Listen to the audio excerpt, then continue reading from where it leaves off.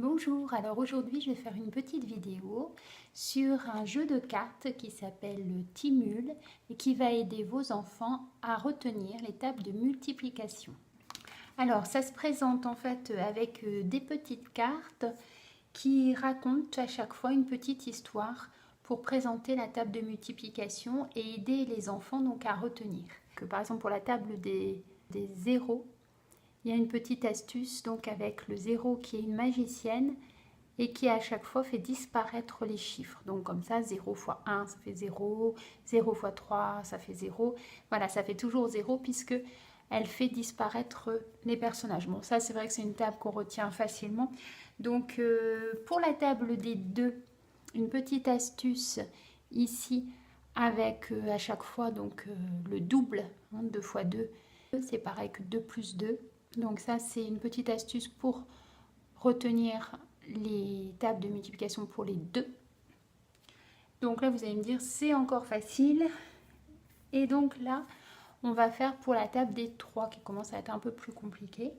Donc moi, j'ai bien aimé, c'est surtout cette carte-là, où c'est une petite devinette.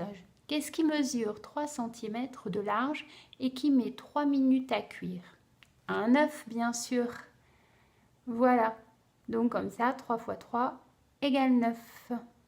Alors, ce qui est bien dans ces cartes-là, c'est qu'à chaque fois, donc, il y a une petite histoire pour essayer de retenir le résultat. Et en plus, vous avez derrière la carte un flash code. Donc, vous n'avez plus qu'à le flasher avec votre téléphone. Et ça vous amène directement à une petite vidéo qui vous illustre justement la table et l'histoire pour retenir la table de multiplication. C'est intéressant pour les tables, donc bien sûr 0, 1, 2, 3, 4 et 5. À partir de la table de 6 et de 7, donc là il y a une petite astuce à faire avec les mains que moi je trouve un peu compliqué. Donc là ça c'est peut-être un peu dommage qu'il n'ait pas continué de faire des petites histoires pour retenir les tables de multiplication pour la table des 6 et la table des 7, également 8. Et par contre, pour la table des 9, il nous explique l'astuce avec les doigts. Vous l'avez peut-être déjà vu donc, sur d'autres vidéos que j'avais mis en ligne.